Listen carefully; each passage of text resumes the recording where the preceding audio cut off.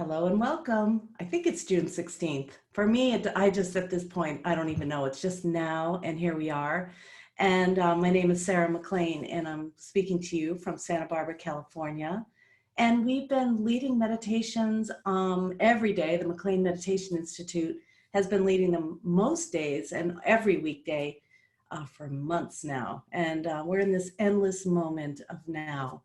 And that's hopefully one of the benefits you get from meditating, is to really be present to what's happening, welcoming everything, digesting it, taking the nourishment from it, and then moving away from toxicity if you can. This is such a wild time here, at least in the US, and I'm imagining the whole world, when we're taking a real look at constructs that have been ingrained in our culture and in our families and in our organizations, and taking a look at, do they fit? Are they even based on reality? And reality is different for everyone. You know, reality is different depending on your perspective and depending on your attitudes. And one of the attitudes I like to maintain, and I find is really cultivated through meditation, is the attitude of a beginner's mind.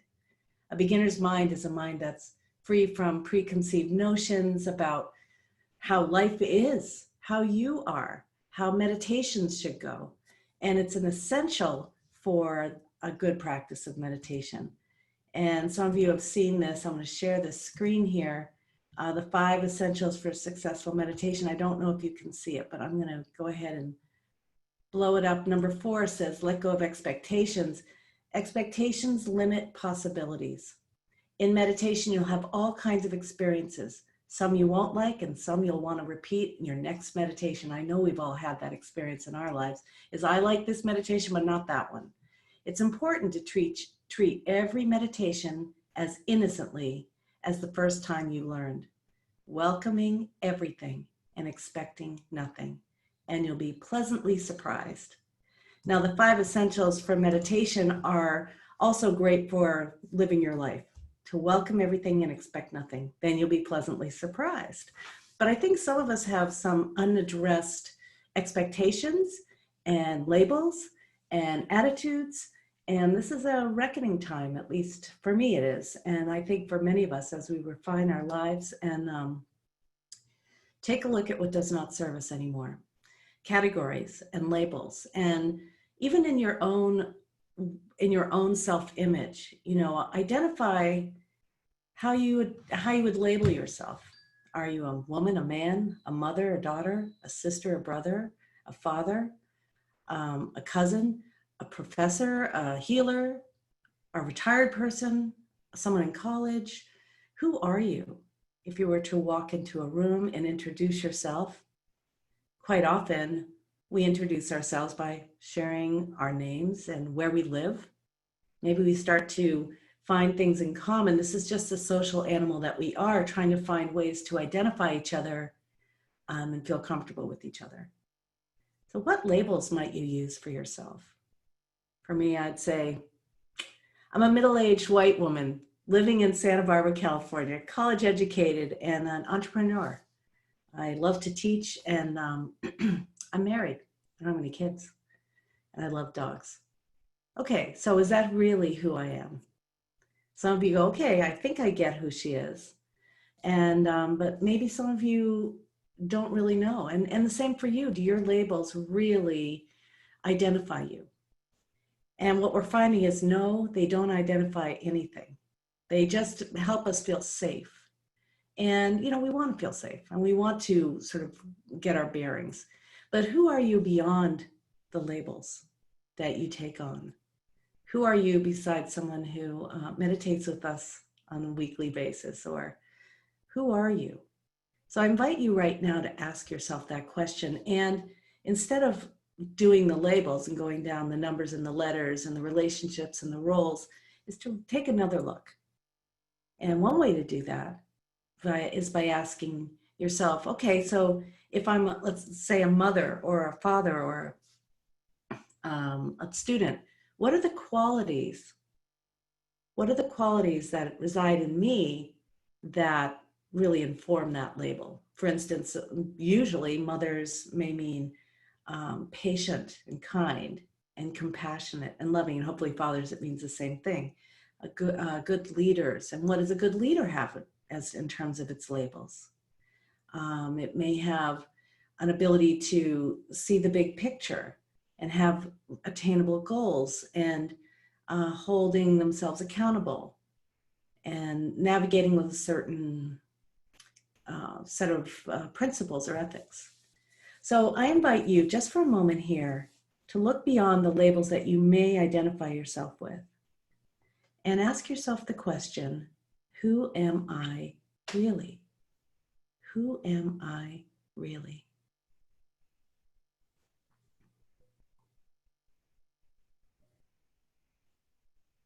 And then if you have an answer like a label or a role that you've taken on that is the response to that question, ask yourself, well, what kind of person is a teacher, scientist, retiree? Who am I? And what kind of qualities would that person have? And just invite yourself to ask yourself and go deeper with this. And you can close your eyes if you like or gaze downward toward the floor. But asking yourself and being in the question of who am I really?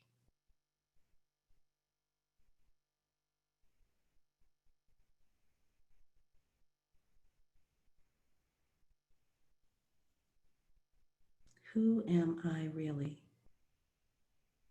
Outside of the roles I play, the responsibilities I hold.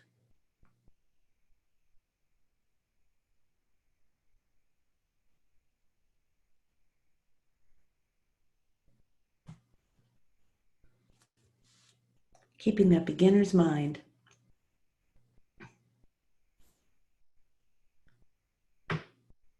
We're going to move into this meditation, calling forth that quality of you, those qualities of existence, those qualities of who you really are. And as you and those qualities meet the rest of the world, we're going to do some more inquiry. But we'll first start with some mindfulness. So I invite you to get comfortable, find your spot, figuring out what's comfortable for you, get cozy. And close your eyes if you like, or if you prefer, you can gaze downward toward the floor softly. And settling in by giving yourself a few long, slow, deep breaths, ideally through your nose. Breathing in slowly and fully, and breathing out slowly and fully. The slow is the key, the fullness too. Slow it all down. And after 3 long, slow, deep breaths at your own pace, we'll begin to breathe naturally in and out through the nose, letting your natural rhythm and depth take over.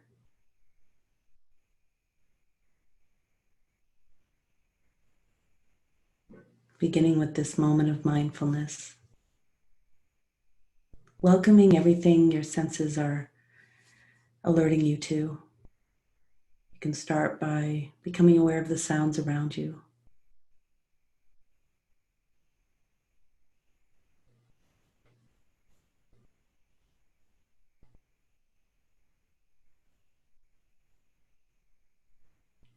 Seeing if you can listen to the sound of the sounds rather than identifying and labeling the sounds.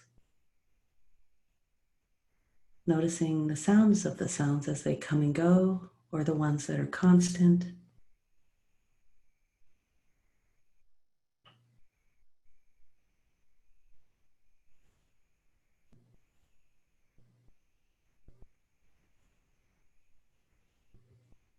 With a beginner's mind, welcoming everything, resisting nothing.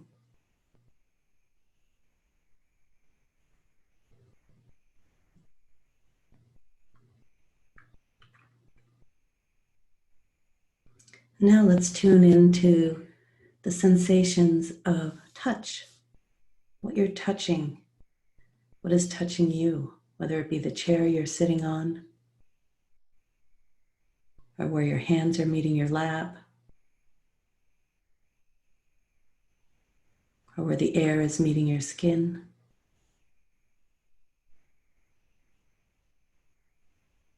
Being mindful of the sensations of touch.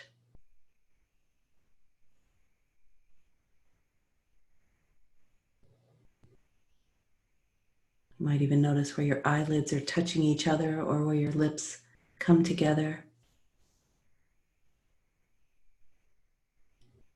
or where your feet are on the floor.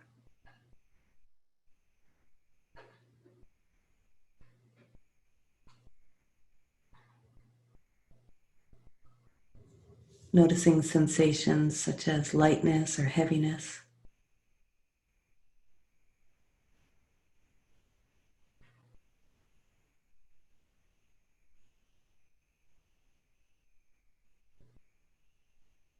And then moving beyond the labels of lightness and heaviness, notice the sensation itself.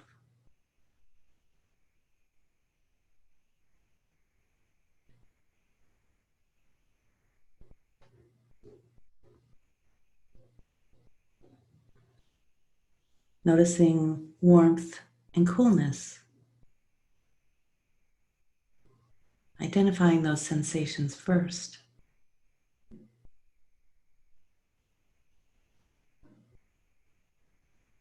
And then looking beyond, feeling beyond the label to coolness,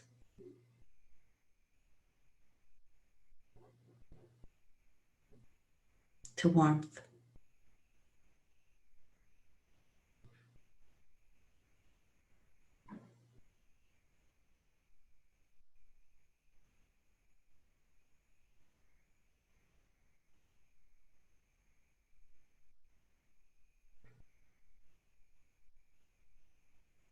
Noticing now the stillness and the movement that's present.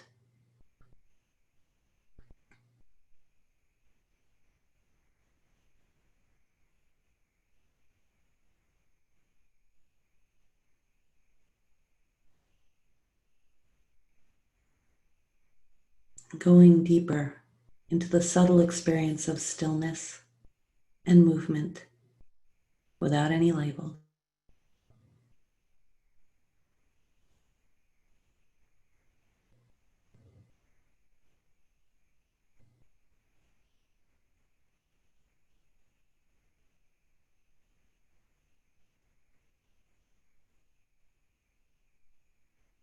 Tuning in now to the way the breath moves the body.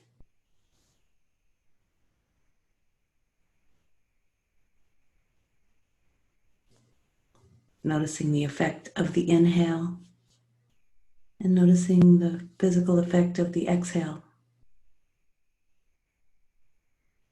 as the air comes and goes.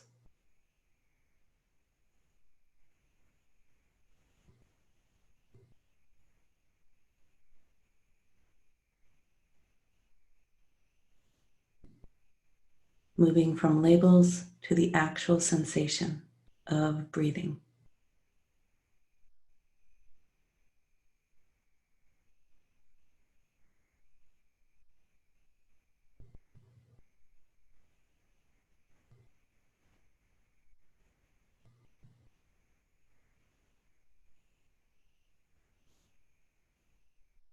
Noticing the pauses between each breath.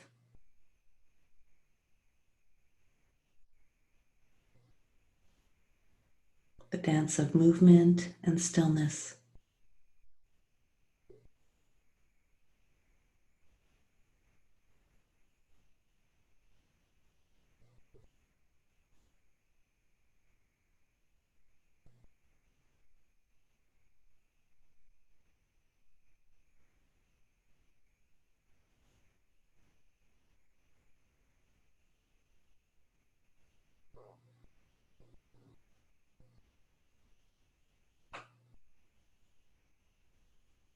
Anytime you notice your attention drifting away from the breath, bring it back here, tuning in to the movement and the stillness of the breath.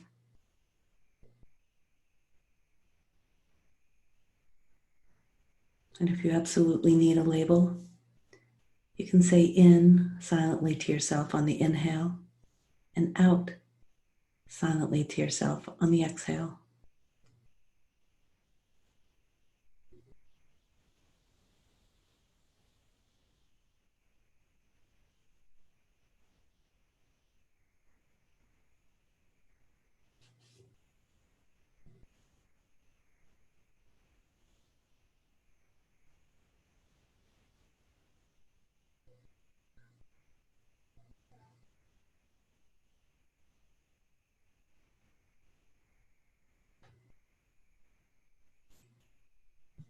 Anytime the mind wanders, bring it back here, being kind to yourself, letting go of any expectations, meeting each breath with beginner's mind and innocent awareness. You're doing this correctly. We'll sit with the breath meditation for a few more minutes, being sure you're totally comfortable and relaxed.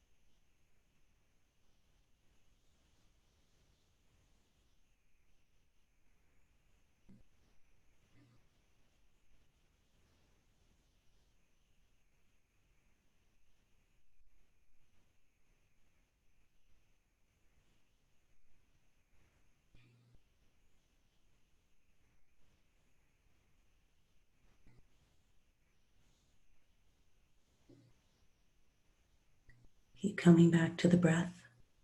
Perhaps you can hear the breath as well as feel the breath.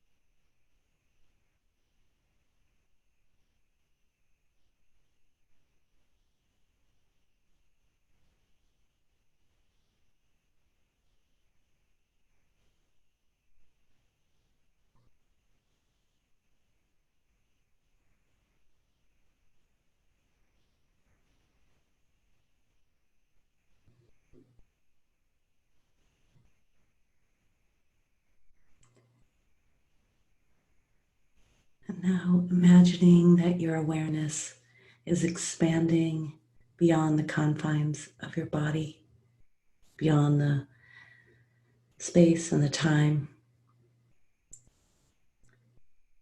Notice if you can expand beyond the edges of your skin.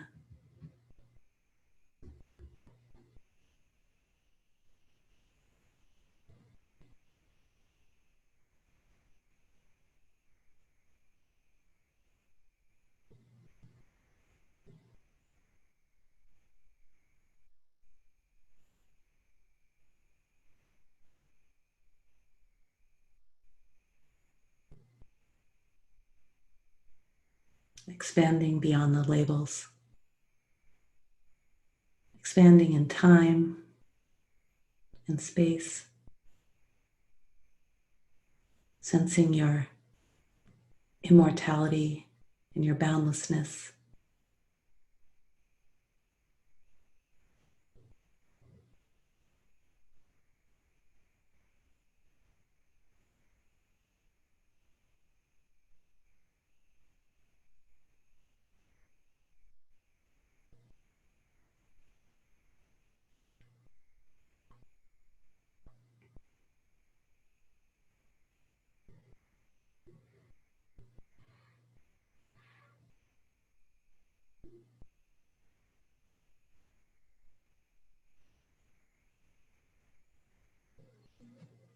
And with this expansion, your ability to move from this moment into any moment,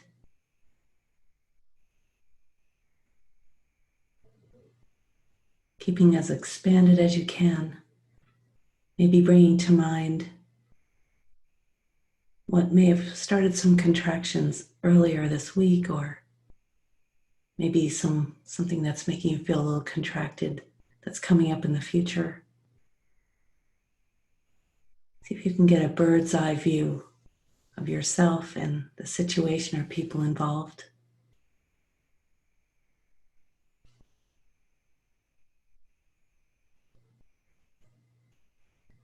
With that beginner's mind, seeing everything as movement.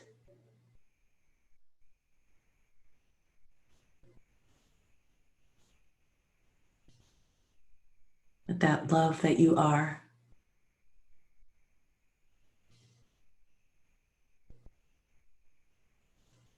You can even silently say to whomever you believe you hurt or has hurt you, whether through thought or word or deed, whatever made you feel contracted,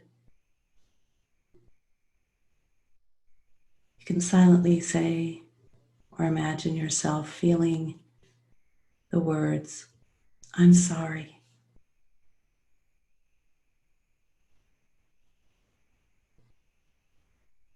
Without any blame, with pure freedom, you can say, "Please forgive me."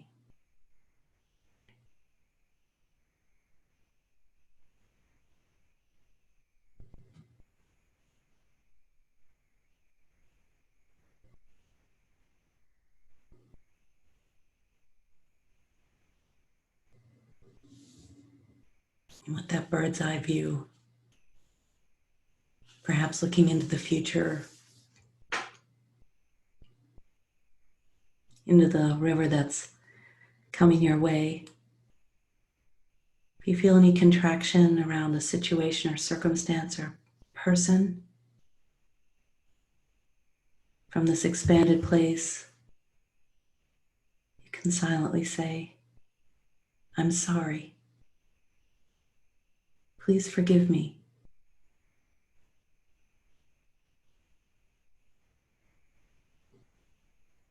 This isn't about placing blame. This is about being as expanded as you can be in any situation.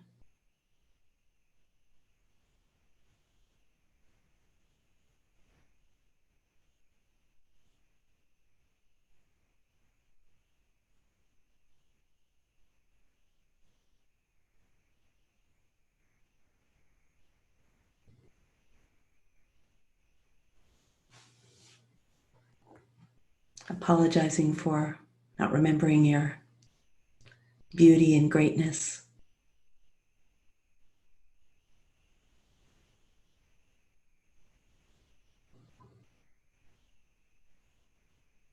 And paving the way for a really easy and expanded connection.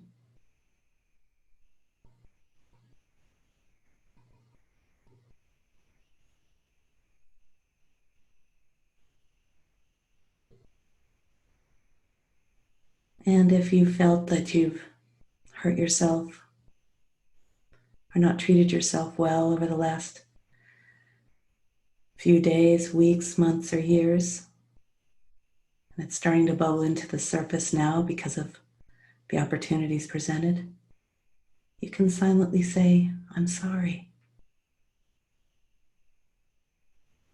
Please forgive me."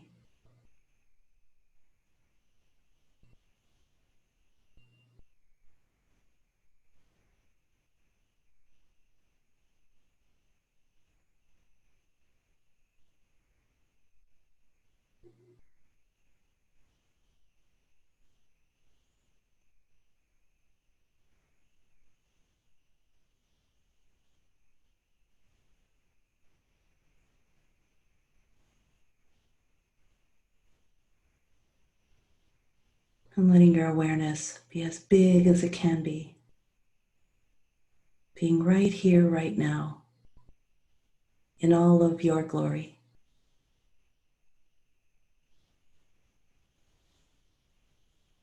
Limitless, timeless, boundless, eternal awareness. We'll rest in awareness now for a few minutes, and I'll keep track of the time. If you prefer to return to the breath, feel free to do that.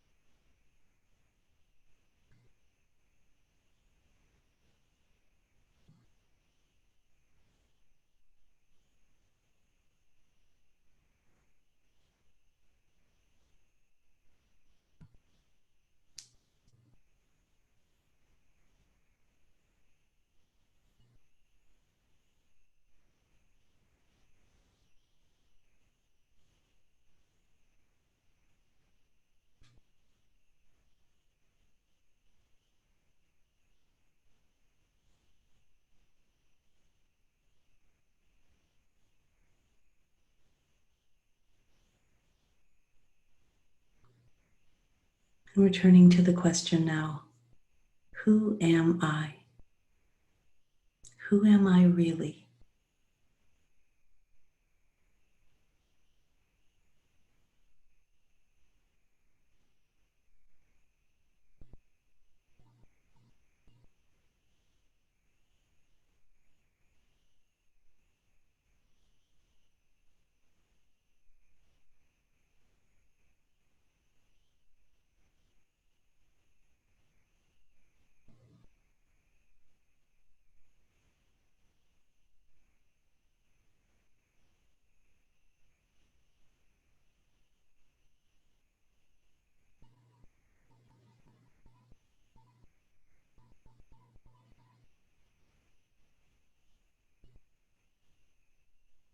Sometimes that question is met with silence, but it doesn't mean to stop asking it. We'll sit in the inquiry for another minute. Who am I?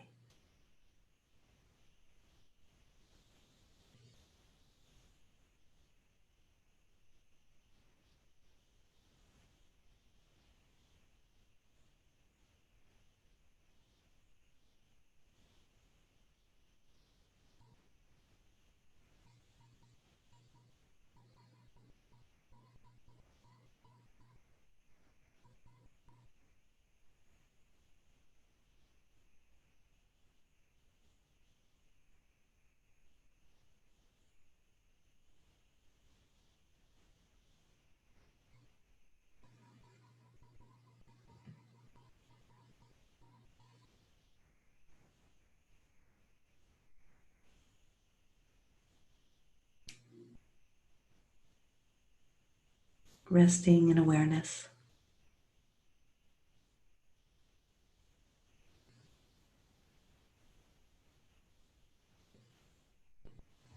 Tuning in to the lightness of being.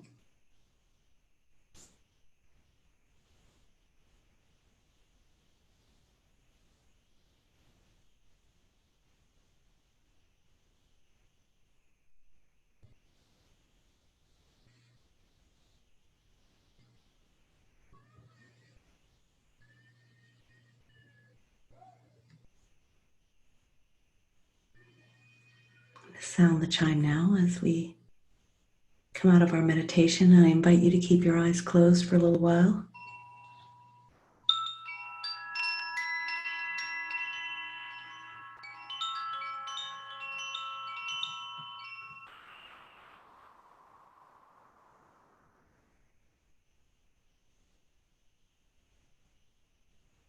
You might deepen your breath. Tune in once again to the various sensations that awareness of yours is experiencing, whether it be sounds or sensations.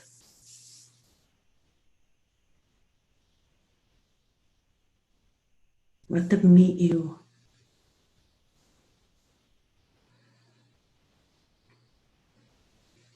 You can stretch your body, if you like, into the space around you, wiggling your fingers and your toes.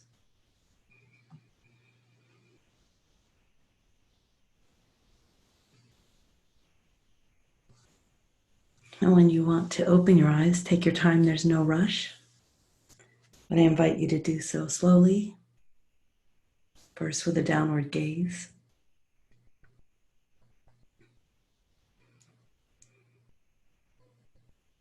And then when you'd like to open them all the way, you can do that in your own time.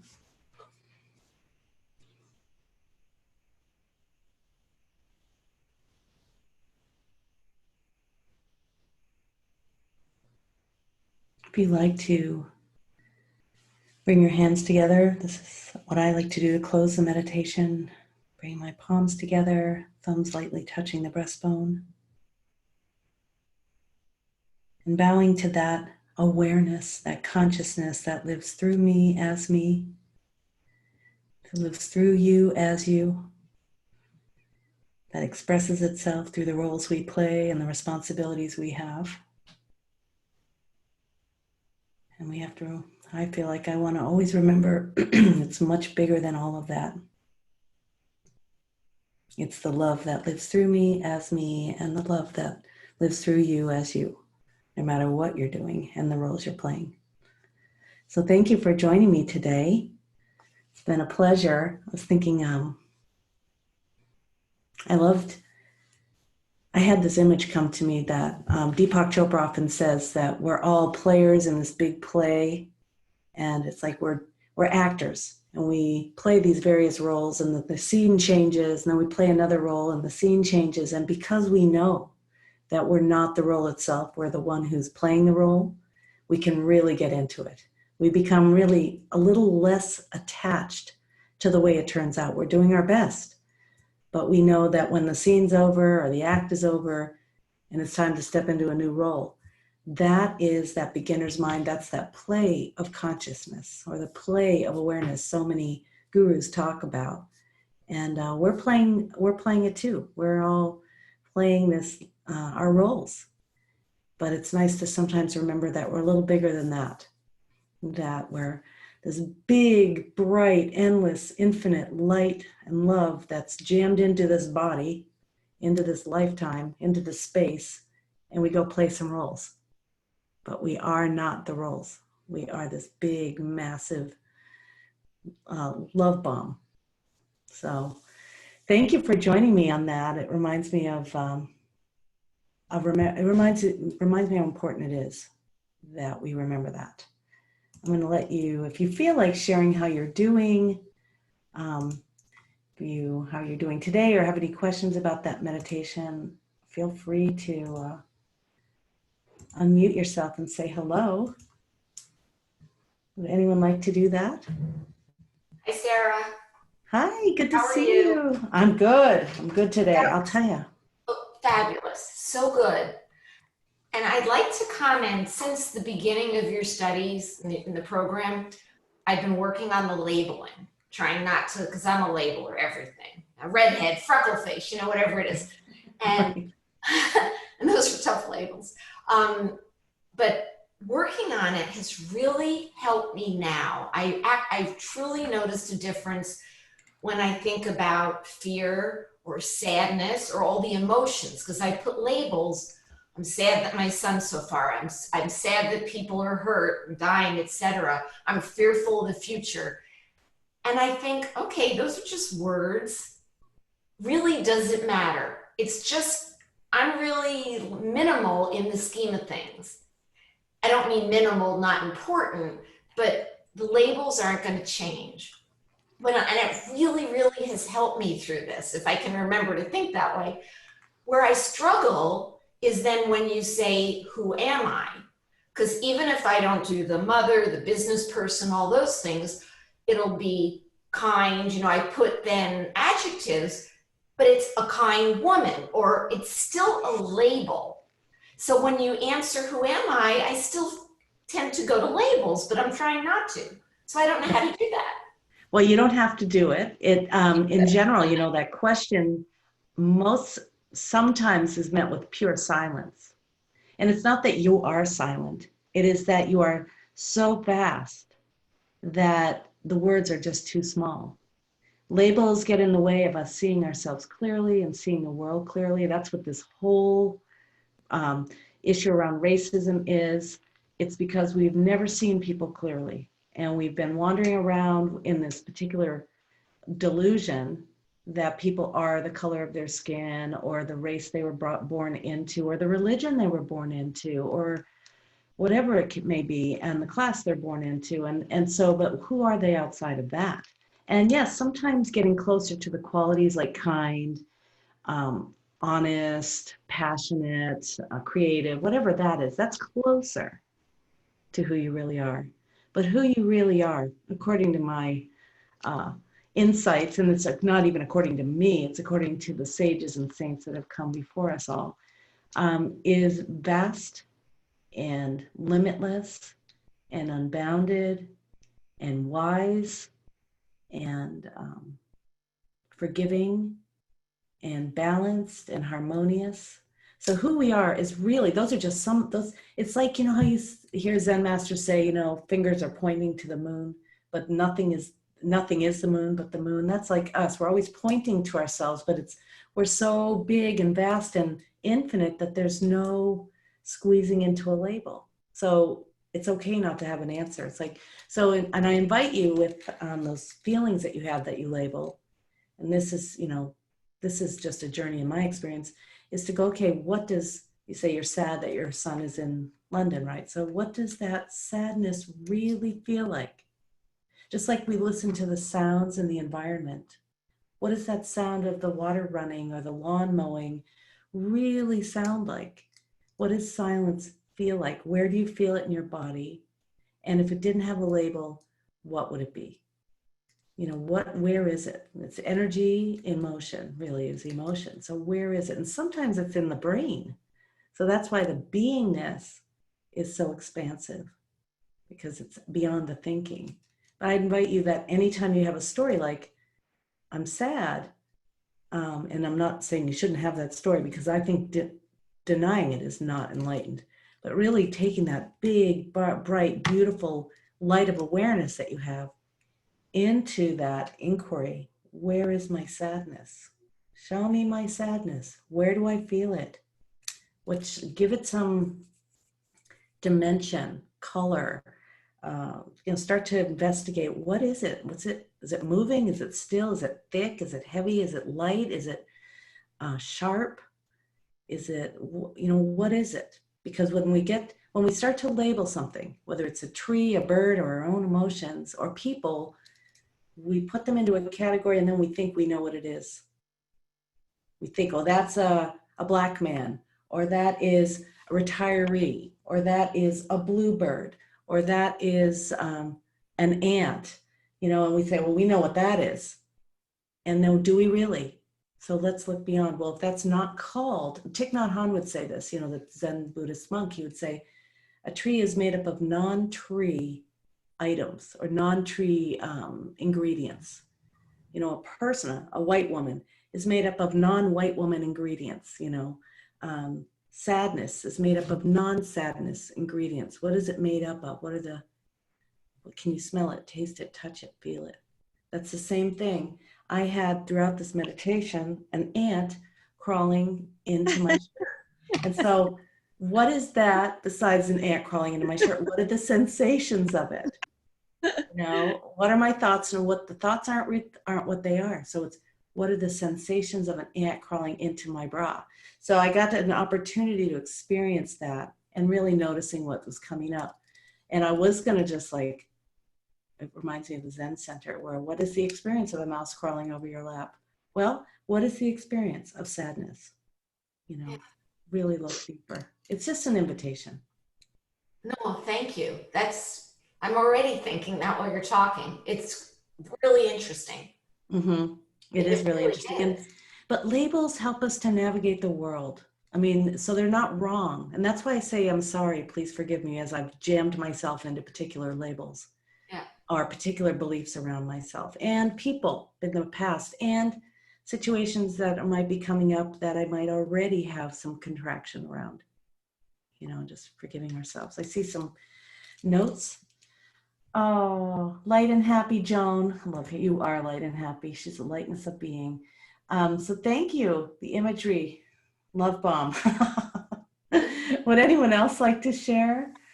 Sarah? Yes, hey. Hi, how are you? Good. I love the forgiveness portion of the meditation, and Susie has done some of that also.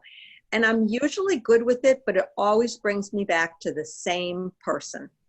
And it's impossible for me at this point to get to that person. But I'm trying to forgive myself for hurting that person. And it's like years and years and years and years ago. And it's not like I kill the person or anything. It's emotionally that I hurt them. And I always, I go through a number of people that I've hurt, but I always end up back with this person again. So I'm trying to alleviate myself of all the guilt that I feel for that and to forgive myself. Yeah, good. Because it's not, at this point, have you done everything you can have you written them a letter? I don't even know how to get in touch with this person. That's how long ago it was. Well, I think you could still, if you want, you can do that exercise of writing them a letter. Oh, but not sending it. Yeah, you would. If maybe someday you'll meet up with them and you can say, I've written this letter of forgiveness, and then forgive yourself for, out of your anger or confusion or labels, whatever it was that happened there that caused it. Forgive yourself for that. Sometimes when we hurt someone or something on accident, by accident, or on purpose, it's like a shadow side of us that actually, if we mine it, Carl Jung would say the gold is in the dark. Mm-hmm. So whatever it was that happened there, I imagine it's had some, I hate to say it, silver lining, because you probably are very sensitive to that ever happening again. Mm-hmm. Mm-hmm. So, sometimes they really these pains really inform us, I would think. Okay. All right. Thank you. Yeah, I would write a letter. And Okay. you know what you can even do? This What? is something I did, and this was a really powerful exercise, is I wrote a letter like that, and I couldn't obviously find the person. Mhm. So I read it, I asked somebody to sit and listen to it as I read it to them, Okay. asking them to take it on. And you can do this not only with forgiveness letters, but you can also do it with a love letter or a letter of appreciation. And if that, to a teacher or a friend or a parent or whatever it may be, and if they're not there and they're gone in some way, shape, or form, ask someone to sit and bear witness to it. I think Okay. you'll move a lot of energy that way. Okay. Thank you, Sarah. You're welcome. Is there anyone else that would like to say hello? Hi, Or Sarah. This is Sarah.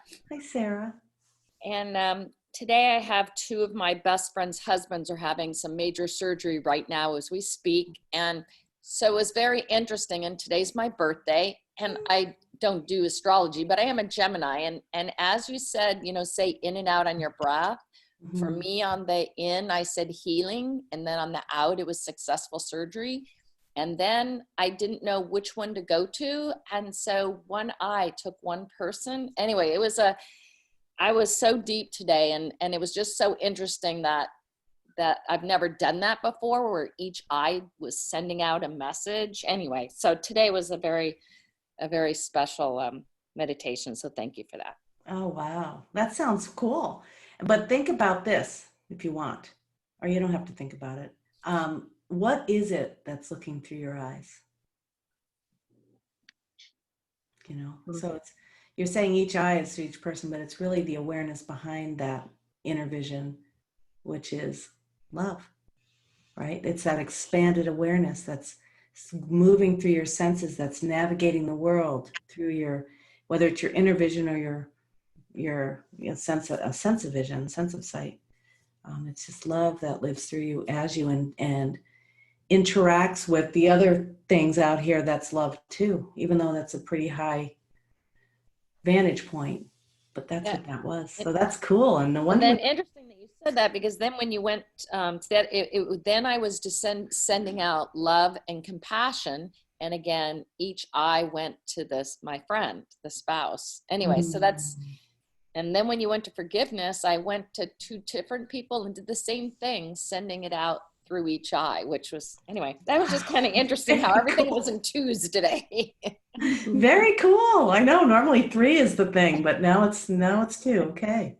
Really So cool. Thank you, Sarah, and happy birthday. Thanks. Yeah, or as I like to say, happy birthday. Would anyone else like to say hello? Well, I'm going to stop our recording.